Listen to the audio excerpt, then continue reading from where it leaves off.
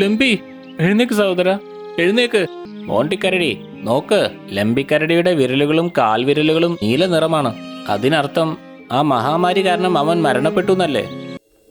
മാങ്ങയുടെ കഥ, മാങ്ങയുടെ വാക്കുകൾ. ഹലോ കൂട്ടുകാരെ, നിങ്ങൾക്ക് എന്നെ അറിയാലോ അല്ലേ? ഈ നാട്ടിലെ എത്ര തരം ഫലമുണ്ട്. എന്നിട്ടും എന്നെ തന്നെ ഫലങ്ങളിൽ രാജാവായിട്ടാണ് കാണുന്നത്. എന്നെ കഴിക്കാതെ എന്തുകൊണ്ടാ ചൂടുകാലത്ത് ജീവിക്കാൻ പറ്റാത്തെ? നിങ്ങൾക്കറിയാമോ ഈ ലോകത്തിൽ ഏറ്റവും ആദ്യം എന്നെ ആരാ തിന്നതെന്ന്? പിന്നെ കാട്ടിൽ നിന്നും ഗ്രാമത്തിലേക്ക്, ഗ്രാമത്തിൽ നിന്ന് നേരെ നിങ്ങളുടെ നഗരത്തിലേക്ക് ഞാൻ എങ്ങനെ വന്നൊന്ന് അറിയില്ലെങ്കിൽ ഈ കഥ കാണൂ. ഒരുപാട് നാൾക്ക് മുമ്പ് ഈ ലോകത്ത് ഒരു വലിയ മാരാരോഗം ഉണ്ടായിരുന്നു. ആ ഒരു രോഗം എങ്ങനെ മാറുമെന്ന് ആർക്കും അറിയില്ലായിരുന്നു. ഈ ഒരു അസുഖം കാരണം മനുഷ്യനും മൃഗവും അനുഭവിക്കുകയായിരുന്നു. ചോട്ടുമാനെ, നീ എന്റെ സഹോദരൻ ലംബിക്കരടിയെ കണ്ടോ? അതെ, ഇന്നലെ വൈകുന്നേരം കുളത്തിന്റെ കരയിൽ അവൻ ഇരിക്കുന്നത് ഞാൻ കണ്ടു. കണ്ടിട്ട് അവന് വലിയ സുഖമില്ലായിരുന്നു. ഞാൻ കുറച്ചു നേരം അവനോട് സംസാരിച്ചു, പിന്നെ അവൻ പോയി. പക്ഷെ അവൻ വീട്ടിലേക്ക് ഇതുവരെ വന്നിട്ടില്ല. വേഗം വരൂ, അവൻ എന്തെങ്കിലും സംഭവിച്ചിട്ടുണ്ടാവോ? അങ്ങനെ അവര് രണ്ടുപേരും തടാകത്തിലോട്ട് ഓടിപ്പോയി. അവിടെ ചെന്ന് അവര് കണ്ട കാഴ്ച ദുഃഖകരമായിരുന്നു. ലംബിക്കരടി മരിച്ച നിലയിൽ കിടക്കുകയായിരുന്നു. അതിന്റെ ചുറ്റും സങ്കടത്തോടെ എല്ലാ മൃഗങ്ങളും ഇരിക്കുകയായിരുന്നു. ലംബി, എഴുന്നേക്ക് സഹോദര, എഴുന്നേക്ക്. ഇത് പറഞ്ഞ് മോണ്ടിക്കരടി പൊട്ടി പൊട്ടി കരയാൻ തുടങ്ങി. മോണ്ടിക്കരടി നോക്ക്, ലംബിക്കരടിയുടെ വിരലുകളും കാൽവിരലുകളും നീല നിറമാണ്. അതിനർത്ഥം ആ മഹാമാരി കാരണം അവൻ മരണപ്പെട്ടു എന്നല്ലേ? വർഷങ്ങളായി നമ്മൾ മഹാമാരിയോട് യുദ്ധം ചെയ്യുന്നു. എല്ലാ മൃഗങ്ങളും ആകാശത്തോട്ട് നോക്കി രണ്ട് കൈയും വെച്ച് പ്രാർത്ഥിക്കാൻ തുടങ്ങി. എന്റെ ഭഗവാനെ, ഞങ്ങൾ മൃഗങ്ങൾ ആരെ ഉപദ്രവിക്കുന്നില്ലല്ലോ, പിന്നെ എന്തിനാണ് ഞങ്ങളോട് ഈ പരീക്ഷണം? ഞങ്ങളുടെ കാട്ടിൽ നിന്ന് ഈ മഹാമാരിയെ ഒന്ന് മാറ്റി തരണമേ. ഈ ഒരു അസുഖത്തിന് എന്തെങ്കിലും ഒരു പോം വഴി നീ തരണേ, ഇല്ലെങ്കിൽ എല്ലാ മൃഗങ്ങളും മരിച്ചു പോകും. എന്റെ ഭഗവാനെ, ഞങ്ങൾ മൃഗങ്ങൾ ആരെ ഉപദ്രവിക്കുന്നില്ലല്ലോ, പിന്നെ എന്തിനാ ഞങ്ങൾക്ക് ഈ ശിക്ഷ തരുന്നത്? ഈ മഹാമാരി ഈ കാട്ടിൽ നിന്നും മാറ്റി തരണം. ഈ ഒരു അസുഖത്തിന് ഒരു പോം വഴി ദൈവമേ നീ തരണമേ, ഇല്ലെങ്കിൽ എല്ലാ മൃഗങ്ങളും ചത്തുപോകും. ഇത്രയും പറഞ്ഞപ്പോ ആകാശം ഇരുണ്ട് കയറാൻ തുടങ്ങി. പെട്ടെന്ന് അവിടെ നല്ല മഴ പെയ്യാൻ തുടങ്ങി. എല്ലാ മൃഗങ്ങളും മഴ നനയാതിരിക്കാൻ അവിടെയും ഇവിടെയും ഓടാൻ തുടങ്ങി. ആകാശത്തുനിന്നും മഴയുടെ കൂടെ ഒരു വിത്ത് താഴത്തോട്ടങ്ങ് വീണു. മഴ കാരണം ആ ഭൂമിയിലെ മണ്ണ് നനഞ്ഞിരിക്കുകയായിരുന്നു. ആ മഴ കാരണം ആ വിത്ത് ഭൂമിയിലേക്ക് അങ്ങ് ചേർന്നു. ആ വിത്ത് അവിടുന്ന് അപ്രത്യക്ഷമായി. അടുത്ത ദിവസം രാവിലെ ആയപ്പോ എല്ലാ മൃഗങ്ങളും വെള്ളം കുടിക്കാൻ തടാകത്തിലേക്ക് വന്നു. അപ്പൊ അവര് നോക്കുമ്പോ അവിടെ ഒരു മരം കണ്ടു. അല്ല, ഈ കുളത്തിന്റെ കരയിൽ ഈ മരങ്ങളൊക്കെ എങ്ങനെ വന്നു? അതും ഒറ്റ ദിവസത്തില്. ആ മരത്തിൽ നിന്ന് രണ്ട് മാങ്ങ കിളുത്തു വന്നു. പക്ഷെ മാങ്ങയുടെ പേര് ഇവരെല്ലാവർക്കും അറിയില്ലായിരുന്നു. അല്ല, നിങ്ങൾ കണ്ടില്ലേ ഈ പഴങ്ങൾ എങ്ങനെയാ ഒരു നിമിഷം കൊണ്ട് വലുതായതെന്ന്? ഇത് വല്ലാത്തൊരു അത്ഭുതമായിരിക്കുന്നല്ലോ. ആ ആ വല്ലാതെ വേദന എടുക്കുന്നു. ആ എല്ലാ മൃഗങ്ങളുടെ ശ്രദ്ധ ചോട്ടുമാനിലേക്ക് തിരിഞ്ഞു. അവനാണെങ്കിൽ നിലവിളിച്ചോണ്ട് വരികയായിരുന്നു അങ്ങോട്ടേക്ക്. എന്തു പറ്റി ചോട്ടുമാനെ നിനക്ക്? നിനക്ക് വല്ലാതെ വേദന എടുക്കുന്നുണ്ടല്ലോ. എന്റെ കൈയും കാലൊക്കെ നോക്ക്. എല്ലാ മൃഗങ്ങളും നോക്കുമ്പോ ചോട്ടുമാന്റെ കയ്യും കാലും നീലിച്ചു വരികയായിരുന്നു. അയ്യോ ചോട്ടുമാനെ, ആ മഹാമാരി നിന്നെയും പിടികൂടിയെന്നാ തോന്നുന്നത്. അതെ, എനിക്ക് തോന്നുന്നത് ഞാൻ മരിച്ചു പോവെന്നാണ്. വിട പറയുന്നു സുഹൃത്തുക്കളെ. ഇത് പറഞ്ഞു ചോട്ടുമാൻ വീണു. നീണ്ട നീണ്ട ശ്വാസം വിട്ടോണ്ടിരിക്കുകയായിരുന്നു. അയ്യോ ദൈവമേ, ചോട്ടുമാൻ മരിക്കുന്നത് കാണാൻ വയ്യല്ലോ, ഞങ്ങളെ സഹായിക്കണേ. അപ്പൊ അവരൊരു ശബ്ദം കേട്ടു. പ്രിയപ്പെട്ട മൃഗങ്ങളെ, ദൈവം ഇന്നലെ തന്നെ നിങ്ങളുടെ പ്രാർത്ഥന കേട്ടു. അതുകൊണ്ടാണ് എന്നെ ഇവിടെ വളർത്തിയത്. അല്ല, നിങ്ങൾ മരങ്ങൾക്ക് സംസാരിക്കാനൊക്കെ കഴിയോ? ഈ മഹാമാരി കാരണം നിങ്ങൾ മൃഗങ്ങൾ മാത്രമല്ല, മനുഷ്യരും വളരെ കഷ്ടപ്പെട്ടുകൊണ്ടിരിക്കുകയാണ്. മനുഷ്യൻ അവൻ ചെയ്തതിൻ്റെ ഫലമാണ് അനുഭവിക്കുന്നത്. പക്ഷെ നിങ്ങൾ പാവമൃഗങ്ങൾ ഒരു തെറ്റും ചെയ്തിട്ടില്ലല്ലോ. അതുകൊണ്ടാണ് ദൈവം എന്നെ അയച്ചത്. എന്നിലുള്ള ഈ ഫലങ്ങൾ നിങ്ങൾ പറിച്ച് ചോട്ടുമാനിന് കൊടുക്കുക. എന്നിട്ട് അത്ഭുതങ്ങൾ കണ്ടോളൂ. ഇത് കേട്ട് രാമു ആന അവന്റെ തുമ്പിക്കൈ കൊണ്ട് മാങ്ങ പറിച്ചു. എന്നിട്ട് ചോട്ടുമാന്റെ വായിലോട്ട് വെച്ചു കൊടുത്തു. മാങ്ങ കഴിച്ചു 3 മിനിറ്റ് ആയപ്പോഴേക്കും ചോട്ടുമാൻ ചാടി എണീറ്റ് നിന്നു. ഇത് കൊള്ളാലോ, എനിക്കിപ്പോ ഒരു കുഴപ്പവും ഇല്ല. ഈ പഴം എന്ത് സ്വാദിഷ്ടമാണെന്നോ. ഇതുപോലൊരു പഴം ഞാൻ ഇന്നേ വരെ കഴിച്ചിട്ടില്ല. പ്രിയ മൃഗങ്ങളെ, ഈ പഴം സ്വാദിഷ്ടമാണ്. മാത്രമല്ല ഈ മഹാമാരിയെ പിടിച്ചു കെട്ടാനുള്ള ശക്തിയും ഇതിനുണ്ട്. ഇതിൻ്റെ പേര് ആം എന്ന് വിളിക്കപ്പെടും. ഇത് ലോകത്തിലെ തന്നെ വളരെ സ്വാദിഷ്ടമായ ഫലമായി മാറും. ഇത് കഴിക്കുന്ന ഓരോ മനുഷ്യനും മൃഗവും ഇത് കഴിക്കാൻ വീണ്ടും ആഗ്രഹിക്കുന്നതായിരിക്കും. അങ്ങനെ മാങ്ങ കാട്ടിലെ എല്ലാ മൃഗങ്ങൾക്കും ഇഷ്ടപ്പെട്ട ഫലമായി മാറി. കാട്ടിലെ എല്ലാ മൃഗങ്ങളും മാങ്ങ പറിച്ച് തിന്നാനും തുടങ്ങിയിരുന്നു. പിന്നീട് കാട്ടിൽ മഹാമാരിയൊന്നും വന്നിട്ടേയില്ല. എല്ലാം നല്ല രീതിയിൽ പോവുകയായിരുന്നു. പക്ഷെ ഒരു ദിവസം ഒരു വ്യാപാരി ആ വഴി വന്നു. അവന്റെ തോളിൽ ഒരു തത്തമ്മയുണ്ടായിരുന്നു. കയ്യിൽ കോടാലിയും ഉണ്ടായിരുന്നു. മുതലാളി, ഇത് തന്നെയാണ് ഞാനന്ന് പറഞ്ഞ മരം ഇല്ലേ? ഓ, അങ്ങനെയാണോ? ഇതാണോ ആമ്പഴത്തിന്റെ മരം? ഇത് കഴിക്കുന്നതിലൂടെ പകർച്ചവ്യാധിയിൽ നിന്നും എന്നേക്കുമായി ആശ്വാസം ലഭിക്കും. എങ്കിലിത് ഇപ്പൊ തന്നെ വെട്ടിയെടുത്തേക്കാം. നിങ്ങൾ എന്താണ് ചെയ്യുന്നത്? എന്തിനാണ് എന്നെ മുറിക്കുന്നത്? അപ്പോഴേക്ക് എല്ലാ മൃഗങ്ങളും അവിടെ കൂട്ടത്തോടെ വന്നു. ആന പറഞ്ഞു, ക്രൂര മനുഷ്യ, നിങ്ങൾ എന്തിനാണ് ഈ മരം മുറിക്കാൻ ശ്രമിക്കുന്നത്? നഗരത്തിലൊക്കെ മഹാമാരി പിടിപെട്ടിരിക്കുകയാണ്. ഞാൻ ഈ മരം മുറിച്ചിട്ട് ഇതിലെ മുഴുവൻ പഴവും എടുത്തിട്ട് നഗരത്തിൽ കൊണ്ടുപോയി വിൽക്കാൻ പോവാ. അങ്ങനെയെങ്കിൽ നീ എല്ലാ ആമ്പഴങ്ങളും കൊണ്ടുപോയിക്കോളൂ. ആർക്കൊക്കെ അസുഖങ്ങളുണ്ടോ അവർക്ക് ഈ പഴം കൊടുക്കും. ഇത് നഗരത്തിൽ കൊണ്ടുപോയി വിറ്റാൽ പാവപ്പെട്ട മനുഷ്യർക്കൊക്കെ എങ്ങനെ ലഭിക്കും? അതെ, ഞാനൊരു വ്യാപാരിയാണ്. ഇതൊക്കെ എന്തിനാ ഞാൻ ചിന്തിക്കുന്നേ? ഈ മരം ഞാൻ മുറിക്കാതെ പോയാ എന്നെപ്പോലെ മറ്റു വ്യാപാരികൾ ഇവിടെ വന്ന് ഈ പഴവുമായി ഇവിടുന്ന് പോയി അവർ വലിയൊരു പണക്കാരായി മാറും. അങ്ങനെ അവൻ കോടാലി കയ്യിലെടുത്ത് വീശാൻ തുടങ്ങിയപ്പോ വേണ്ട! എല്ലാ മൃഗങ്ങളും നിലവിളിക്കണ കണ്ട് ആ വ്യാപാരി ബോധം കെട്ട് തറയിലോട്ട് വീണു. ആ, എനിക്കിതെന്താ പറ്റിയത്? മുതലാളി, നിങ്ങൾക്ക് എന്താ പറ്റിയത്? നിങ്ങളുടെ കൈയും കാലും നീലിച്ചു വരികയാണല്ലോ. ആ വ്യക്തിക്ക് ഒരു ആമ്പഴം പറിച്ചു കൊടുക്കൂ. വേണ്ട പ്രിയപ്പെട്ട മരമേ, ഇവൻ രക്ഷപ്പെട്ടു കഴിഞ്ഞാ അവൻ നിന്നെ എന്തായാലും മുറിച്ചു കളയും. ജീവൻ രക്ഷിക്കാനാണ് എന്നെ ഇങ്ങോട്ട് അയച്ചിരിക്കുന്നത്. എനിക്കിവിടെ ഒരാളും മരിച്ചു വീഴുന്നത് കണ്ടുകൊണ്ടിരിക്കാൻ കഴിയില്ല. നിങ്ങൾ അവനെ രക്ഷിക്കൂ. ബാക്കിയുള്ളതെല്ലാം അവന്റെ ഇഷ്ടം പോലെ ചെയ്യട്ടെ. ആനയ്ക്ക് ഇഷ്ടമില്ലാഞ്ഞിട്ട് പോലും തുമ്പിക്കൈ കൊണ്ടൊരു മാങ്ങ പറിച്ച് വ്യാപാരിക്ക് കൊടുത്തു.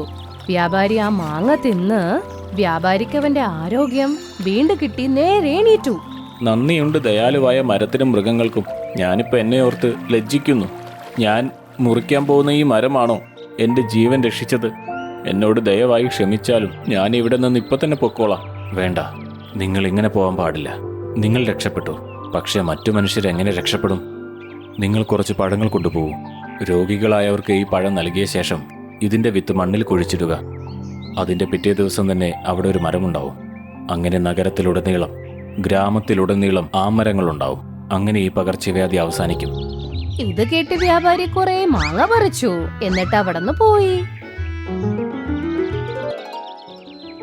അങ്ങനെയാണ് ആ വ്യാപാരി എന്നെ നാട്ടിലേക്ക് കൊണ്ടുവന്നത്. ആ മാങ്ങയുടെ വിത്ത് കൊണ്ടവൻ കുറെ മാവ് നട്ടിട്ടുണ്ട്. അങ്ങനെ ചെയ്ത് ആ മഹാമാരി ഈ നാട്ടിൽ നിന്നും പമ്പ കടന്നു. ഫലത്തിലേക്ക് രാജാവാരാ ഞാനാ. അപ്പൊ കൂട്ടുകാരെ, എങ്ങനെയുണ്ട് എന്റെ കഥ? ഇഷ്ടപ്പെട്ടോ നിങ്ങൾക്ക്? കമന്റ് ചെയ്ത് എന്നോട് പറയണേ. പിന്നെ നിങ്ങൾ ഒരു കാര്യം കൂടി പറയണം, എന്നെ കഴിക്കുന്നത് നിങ്ങൾക്ക് ഇഷ്ടമാണോ? ആഹാ, പുതിയതായിട്ട് നല്ല മുട്ടകൾ.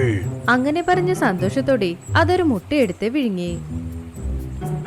ആഹാഹാഹാഹാ, ഇന്ന് ഒരു പിടി അങ്ങ് പിടിച്ചേക്കാം. അങ്ങനെ പറഞ്ഞത് രണ്ടാമത്തെ മുട്ടയും സന്തോഷത്തോടെ വിഴുങ്ങി. ആ, ഞാൻ ഇത്രയും രുചിയുള്ള മുട്ട കഴിച്ചിട്ടേയില്ല. ആ, ഇനി സമാധാനത്തോടെ പൊറ്റിൽ പോയി കിടന്നുറങ്ങാം. ആരെങ്കിലും കണ്ടു കഴിഞ്ഞാൽ നാളെ എന്റെ കഥ തീരും. സഞ്ജീവനം ഒരു ഭംഗിയുള്ള കാട്.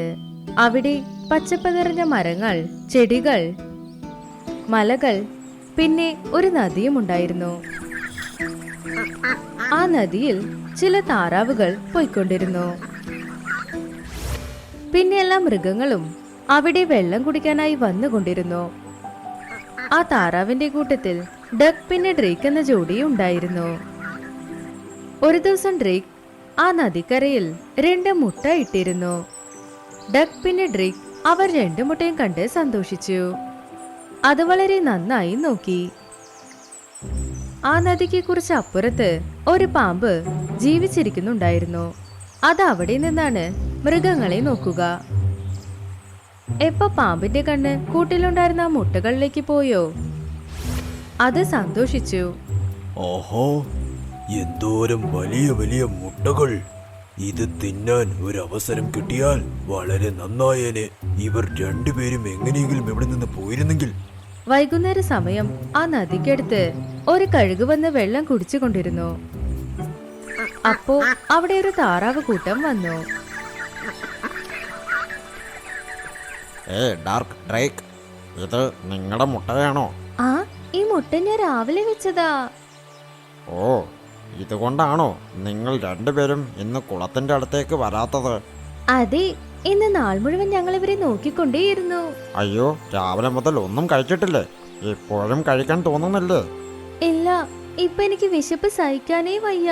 പക്ഷേ ഈ മുട്ടകൾ വിട്ട് എങ്ങനെ പോകും? നീ വിഷമിക്കണ്ട, മുട്ടയ്ക്ക് ഒന്നും സംഭവിക്കില്ല. ഭക്ഷണം കിട്ടിയാൽ അത് കഴിച്ചിട്ട് നമുക്ക് അത് കഴിഞ്ഞ് ഇവിടെ വന്ന് മുട്ട നോക്കാം. ഇങ്ങനെ പറഞ്ഞവർ മുട്ടകൾ അവിടെ വെച്ച് കൂട്ടത്തോടെ ഭക്ഷണം കഴിക്കാനായി പോയി. പാമ്പ് ഒളിഞ്ഞിരുന്ന് അവർ സംസാരിക്കുന്നതെല്ലാം കേട്ടുകൊണ്ടിരുന്നു. അത് ഈ സമയത്തിന് വേണ്ടിയാണ് കാത്തിരുന്നത്, അവരെപ്പോ ഇവിടുന്ന് പോകുമെന്ന്. അവരവിടെ നിന്ന് ദൂരെ ചെന്നതും പാമ്പ് വളരെ സന്തോഷിച്ചു. മുഖത്ത് ചിരി, കണ്ണിൽ അത്യാഗ്രഹം. അത് മുട്ടയ്ക്കടുത്തേക്ക് ചെന്നു. ആഹാ, പുതിയതായിട്ട് നല്ല മുട്ടകൾ! അങ്ങനെ പറഞ്ഞ സന്തോഷത്തോടെ അതൊരു മുട്ടയെടുത്ത് വിഴുങ്ങി. ആഹാഹാഹാഹാ, ഇന്ന് ഒരു പിടി അങ്ങ് പിടിച്ചേക്കാം. അങ്ങനെ പറഞ്ഞത് രണ്ടാമത്തെ മുട്ടയും സന്തോഷത്തോടെ വിഴുങ്ങി.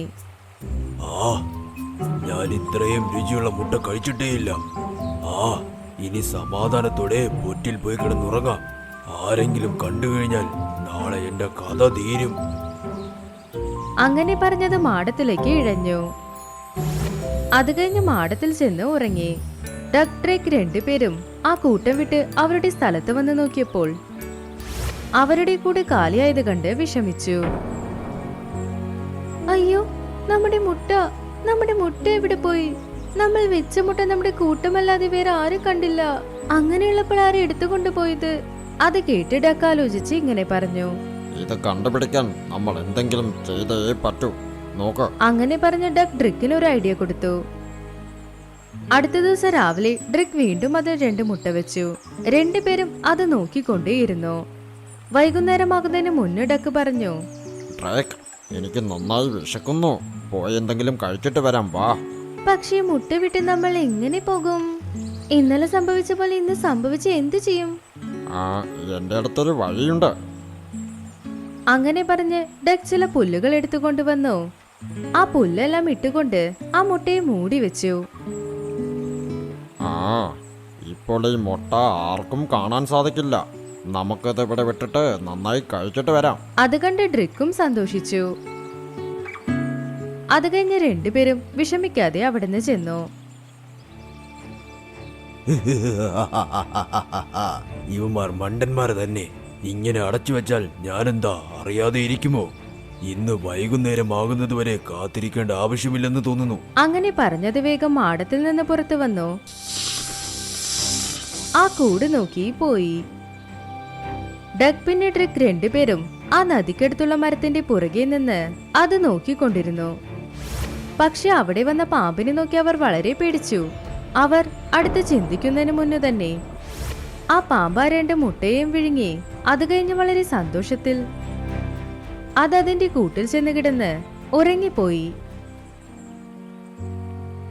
ഡക്ക് പിന്നെ ഡ്രിക്ക് രണ്ടുപേരും അവരുടെ കൂട്ടിൽ ചെല്ലുമ്പോൾ പാമ്പ് ആ മുട്ട കഴിച്ച് പോയിരുന്നു. ഈ പാമ്പ് തീർച്ചയായും നമ്മൾ വെക്കുന്ന മുട്ടയെല്ലാം കഴിച്ചു തീർക്കും.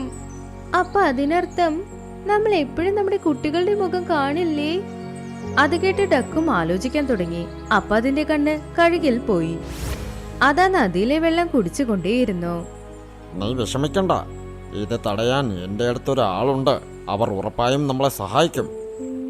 അപ്പൊ ഡക്ക് കഴുകിനോട് പറഞ്ഞു, ഗരുഡനെ, ഞങ്ങൾ വിളിക്കുന്നത് നീ കേൾക്കുന്നുണ്ടോ?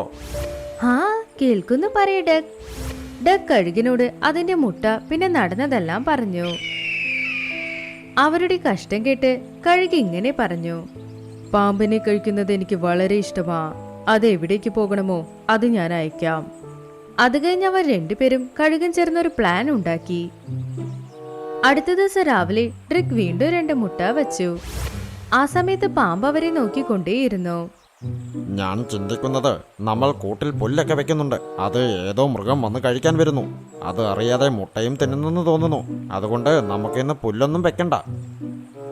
അത് കേട്ട് പാമ്പ് ചിരിച്ചുകൊണ്ട് പറഞ്ഞു, ഒളിപ്പിച്ചു വെച്ചിട്ട് പോയാലും തുറന്നു വെച്ചിട്ട് പോയാലും ആ മുട്ട എന്റെ വയറ്റിനുള്ളിലേക്കേ പോകൂ. ഡക്കും ട്രിക്കും ആ മുട്ടകൾ അങ്ങനെ തന്നെ വെച്ചിട്ട് പോയി. അത് കഴിഞ്ഞ് ഇന്നലെ ഒളിച്ചിരുന്ന അതേ സ്ഥലത്ത് അവർ ഒളിച്ചിരുന്നു. അവർ പ്ലാൻ ചെയ്ത പോലെ കഴുക അടുത്തിരുന്ന ഒരു മരത്തിൽ ഇരുന്നു കൊണ്ടേയിരുന്നു. ഞാനിതാ വരുന്നു എന്റെ രുചിയുള്ള മുട്ടകളെ. അങ്ങനെ പാടിക്കൊണ്ട് പാമ്പ് പുറത്തു വന്ന് ആ കൂട്ടിലേക്ക് ചെന്നു. അത് കൂടിന്റെ അടുത്തേക്ക് വന്നതും മരത്തിന്റെ മുകളിലുണ്ടായിരുന്ന കഴുക് വേഗം പറന്നെത്തി. പാമ്പ് മുട്ടകൾ കഴിക്കാൻ തല കുനിച്ചതും ആ കഴുക് അതിനെ പിടിച്ചു. കഴുക ആ പാമ്പിനെ കൊക്കുകൊണ്ട് കടിച്ചു പിടിച്ചുകൊണ്ട് ആകാശത്ത് അതിന്റെ ഒപ്പം പറന്നുപോയി. അയ്യോ, എന്നെ വിട്. ഇത് എവിടെ നിന്നും വന്നു? വിട്. അത് കേട്ട ആ കഴുക് സന്തോഷത്തോടെ ആ പാമ്പിനെ വിടാതെ പറന്നു. ഒരുപാട് നേരം പറന്നതിന് ശേഷം അതൊരു മലയ്ക്ക് മുകളിൽ ചെന്ന് നിന്നു. അവിടെ മുന്നേ 2 കഴുകുകൾ കാത്തുകൊണ്ടിരുന്നു. ആ കഴുക് ആ പാമ്പിനെ താഴെയിട്ടതും ആ 2 കഴുകും അതിന്റെ കൊക്കുപയോഗിച്ച് കൊത്തി കൊത്തി തിന്നു. അതിലത് ചത്തുപോയി. അങ്ങനെ ആ 3 കഴുകും ചേർന്ന് ആ പാമ്പിനെ ഭക്ഷണമാക്കി. ഇപ്പുറത്ത് ഡക്കും ട്രിക്കും അവരുടെ മുട്ടകൾ നന്നായിരിക്കുന്നത് കണ്ട് സന്തോഷിച്ചു. അവർ മനസ്സിനുള്ളിൽ കഴുകിന് നന്ദിയും പറഞ്ഞു. കുറച്ചു നാൾ കഴിഞ്ഞ് മുട്ടയ്ക്കുള്ളിൽ നിന്ന് കുഞ്ഞുങ്ങൾ വന്നു. അത് കഴിഞ്ഞ് ഡക്ക് പിന്നെ ഡ്രിക് അവരുടെ കുഞ്ഞുങ്ങളോടൊപ്പം സന്തോഷമായി ജീവിച്ചുകൊണ്ടിരുന്നു.